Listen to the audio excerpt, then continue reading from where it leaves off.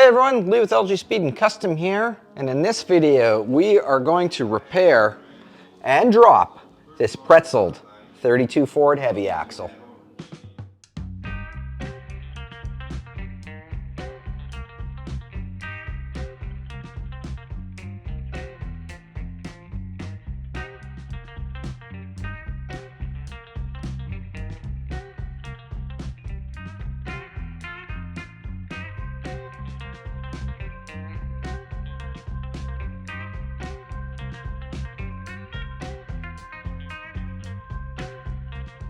So a few weeks ago, a guy way up north, way up in Dawson Creek, BC, called me and asked if I could repair this 32 heavy axle for him. For those that aren't aware, 32 heavy axle is it's like the holy grail of early Ford front axles. This is the one that everybody wants for their hot rod project. The reason they call it a heavy axle is because of how thick it is, mainly in here. They only ran these in 1932. In 1933, they switched to an axle that is the same physical dimensions as this, however, it is quite a bit thinner. Works just as good. There's nothing wrong with the 33 to 36 axle. The 32 axle just gives you just that little bit of extra street cred. One of the reasons why the heavy axle is the preferred axle over the 33 to 36 axle to drop is because of this beefiness in here. It just gives you more meat to work with. Not that you can't drop a 33 to 36 axle. That's actually my 32 sedan has a 33 to 36 axle in it. Because again, they're physically the same dimension, just a little bit skinnier. And they work great. This one it just looks a little bit cooler with that extra thickness. And in the early hot rod days, this was the axle that most hot rodders would look for when they wanted to make a dropped axle. This one, it's in pretty tough shape. Someone has obviously hooked onto it with a chain at some point to pull a car out of the mud, and it's got a pretty good bow in it, quite a few bows. It's got some good wear right here. This happens when your spring shackles wear out, and as they wear out, the spring starts to droop, and eventually it starts to rub. And if you keep driving, it's gonna rub and wear these little grooves in here. This stuff is all repairable, and you know, it's not even that hard to repair. It just takes some time and a little bit of the right tools. Speaking of the right tools, to straighten this out, we need a press. We need a pretty big press, bigger than my press. So the first thing we're gonna do is head over to my buddy Ken's place, Ken the Machinist, All Tech Machine, and we're gonna use his press to straighten this out. It's, I think, 120 or 140 tons. It's a big boy, the Mega Squish 3000. So let's load this up in the truck and head over there.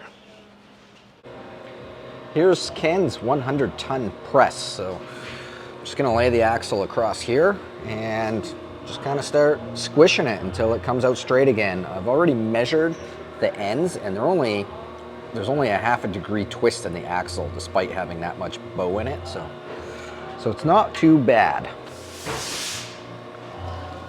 So I'm gonna start with putting the plates underneath the perch pin holes here, because I'm assuming that this happened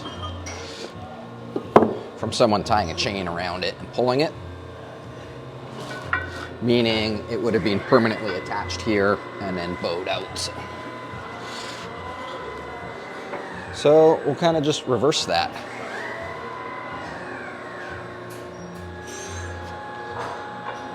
Okay, here's our high spot right here. Just gonna push it down.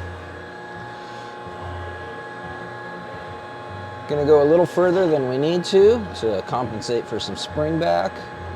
Yeah, we gotta go quite a bit further actually.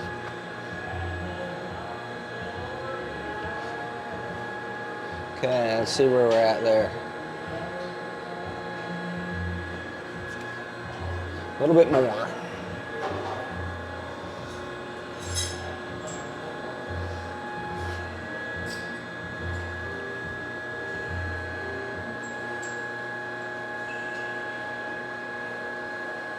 So after giving it 2 hits, I pulled it out and put it on the mill table here, and we still got a little bit of a gap, but we're definitely in the ballpark. So I'm just gonna keep kind of repeating that. If you look at it from the side, we kind of got a high spot here. So I might push a little bit there, and I'm just gonna keep working it until it's good.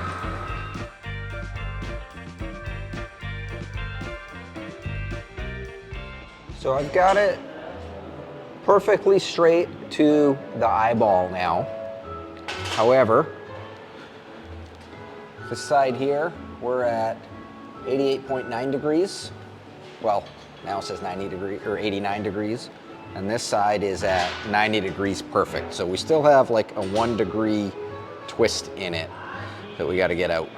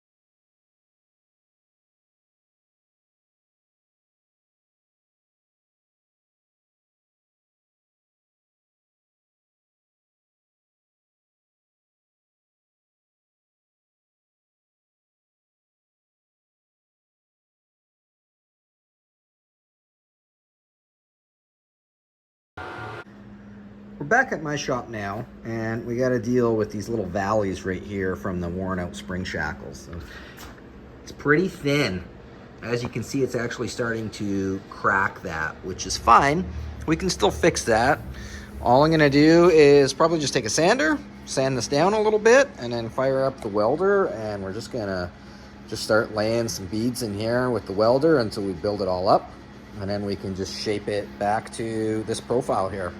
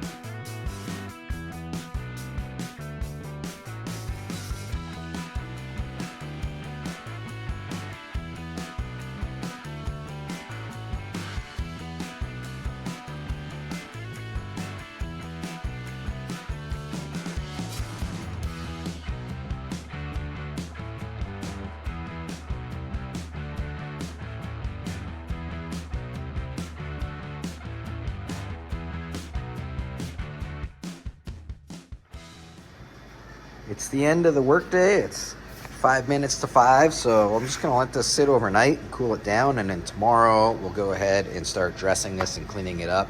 In the meantime, I've got another axle repair to do, another very important one, so Gonna do that real quick before I call it a day.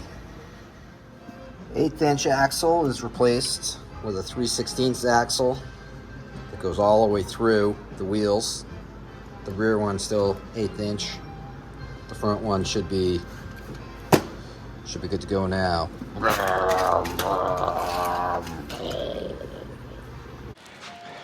Thursday morning.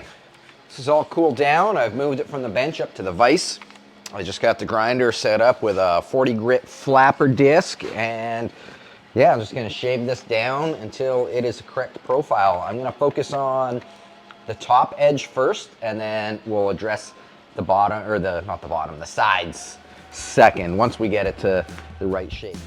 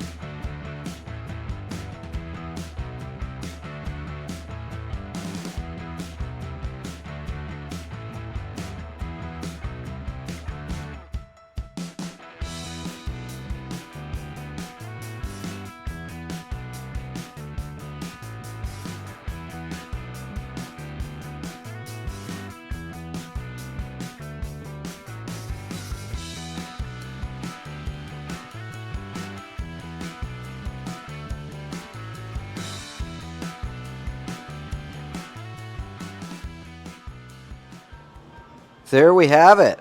We've got our ends all repaired. I filed them. So let's back up a bit. I said I was going to hit it with this 40 grit disc, and I started and then realized that was going to take forever. So I swapped out to a stone and took it like 80% of the way with the stone, then finished it with the flapper disc, then hit it with a file, and then hit it with the DA. I used this little guy, the 90 degree, to clean up these ends right here. Had to touch up a little bit of weld on the underneath here. Came out really nice. And then I just kind of dressed the whole top and bottom a little bit. It's still not perfect. It never will be. I mean, this is an early Ford axle, so, well, I mean, it could be, but you'd have to spend forever filing all these little nicks and casting flaws out. Here is the spot I was talking about with the U-bolts, where they rubbed. Probably 70% of it came out just by hitting it with the sander. I called Ed that owns this axle and asked him, like, how carried away do we want to get with this thing? Because, you know, I charge $100 an hour for my work, and it can add up really fast. It could take quite a few hours to fill all this stuff up. Before long, this could become a very expensive axle. So he said it's going under a full fendered car. It's not a show car, it's just a street car. So he said, just leave it, don't worry about it. We'll paint it black and put it back. So, and I agree, if this was my axle, I probably wouldn't go any further than this. Not for a street car. Show car, yes, street car. It's fine. You'll never see any of this when it's actually in the car, because it's all gonna be, you know, there's gonna be a spring here and cross member, and so it'll be fine. Now, the next step on this axle, we're gonna drop it. We're gonna drop it to a total of a 4-inch drop, which is actually only like just over 2 inches over what it currently has, because it already has almost a 2-inch drop in it to begin with. So I just realized I've got a 33-36 axle here. I just put it underneath so you can see, you know, physically they're the exact same dimensions. However, the difference is when you get into the ends right here, you can see how much thicker this one is than this one. So once I'm done dropping this axle, I got to drop this one as well. This is going in a 33 Ford. Here's the jig for dropping axles. My good friend Richard Norton built this several years ago. Got a big I-beam at the bottom. Early Ford spindle. Actually, I think this is a Ford F1 spindle, like F1 truck spindle, welded to there. The axle goes in upside down. On the other side over here, we've got 0, 1 inch drop, 2 inch drop, 3 inch drop, and 4 inch drop. Then right here, we've got a 20-ton bottle jack. And what that's gonna do is push up on the axle. We'll heat this up, push it up, and it stretches the axle to our desired height. The axle sits in there like that. Then I keep old kingpins, and that's what holds it in place. I always put anti-seize on them before I stick them in there. I don't know if it's necessary or not, but it makes me feel better. The first couple axles I dropped, I actually couldn't get the kingpin back out again. And it wasn't because it seized in there, it's because I was putting too much heat in and I heated the kingpin up and bent it. Another thing I always do is put the kingpin in this direction. That way you can pound it out from the top. I need a little hammer.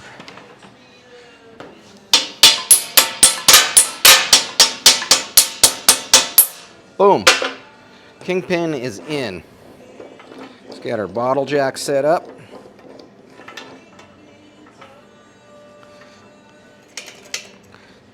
I've got a heat shield that goes in here just to kind of give the jack a fighting chance at living.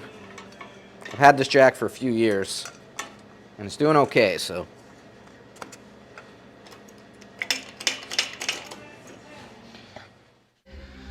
So my mic died right here, so I'm doing a voiceover, which I've never done before. But right here, I am explaining that we're setting the kingpin inclination, or recording it rather, as 8 degrees. 8 degrees is what the kingpin inclination is. We're gonna move that pin up to the 4-inch mark, and then as the bottle jack pushes it up, when we hit the 8 degrees again, we know we're good. Or at least, I think that's what I was trying to say in here. And here I'm explaining, again, the pin is at the 4-inch mark, and I've got a T-square set on the other end to match it, which is just like a second point of reference. So between the angle finder at 8 degrees and then the T-square, when we push the axle up so that it touches the T-square and the bolt, and our angle finder says 8 degrees, then we're done. We know that's as far as we need to go to continue the drop, more or less.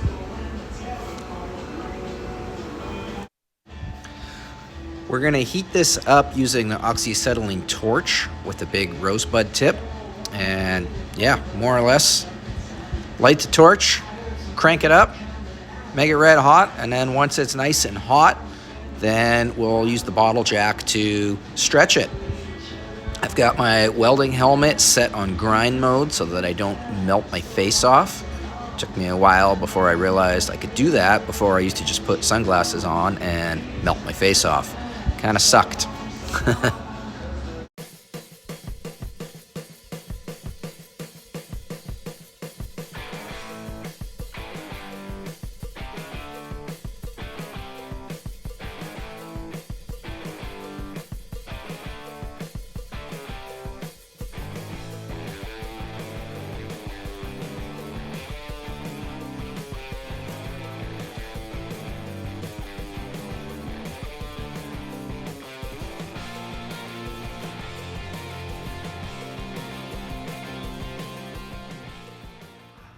There's one side done. I'm gonna stop for lunch and then I gotta run to the store and get more oxygen. I don't have enough to do this side.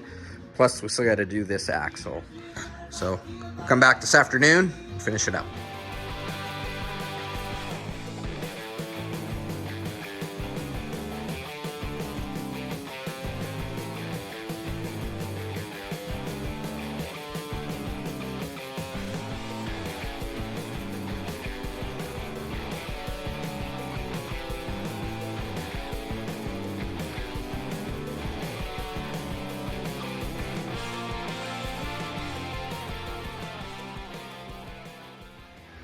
There we go. One dropped 32 heavy axle. While this has been cooling down, I went ahead and dropped Frank's axle. This is the 33 to 36 axle. So while it cools down and does its thing, we can go ahead and do the last finishing touch on this. The maker's mark, the last step.